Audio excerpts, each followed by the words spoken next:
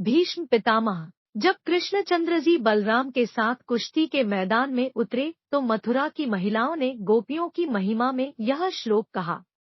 उन्होंने कहा, इस सभा में अधर्म हो रहा है, इसलिए हमें यहाँ नहीं रहना चाहिए। ऐसे स्थान पर नहीं रहना चाहिए जहाँ पाप कर्म हो रहे हों। जब द्रौपदी को निर्वस्त्र करने का प्रयास किया गया तो वह भी अधर्म की सभा थी और अच्छे मूल्यों वाले लोगों को वहां नहीं रहना चाहिए था। तो फिर भीष्म पितामह वहां क्यों रहे?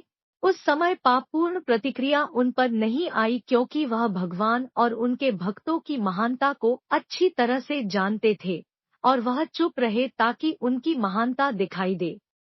वह द्रौपदी को अपमानित करने वाले दुष्ट लोगों के खिलाफ खड़े हो सकता थे और वह निश्चित रूप से उन सभी को अकेले ही मारने में सक्षम थे, लेकिन भले ही द्रौपदी ने उससे मदद की गुहार लगाई, फिर भी वह चुप रहे। वे एक ज्ञानी भक्त थे और वे जानते थे कि यदि किसी ने भगवान के प्रति भाव भक्ति से समर्पण किया जाता है तो वह तदनुसार उसकी रक्षा करेंगे। यह उनकी सोच थी, लेकिन वे दुष्ट लोग क्या सोच रहे थे? भगवान क्या करेंगे? उसके पास हमें रोकने की कोई शक्ति नहीं है, इसलिए हम जैसा चाहे वैसा करेंगे और उन्होंने उसे निर्वस्त्र करने की कोशिश की। और पांडवों के बारे में क्या? उनमें से 4 क्रोधित हो गए, लेकिन युधिष्ठिर महाराज चुप रहे।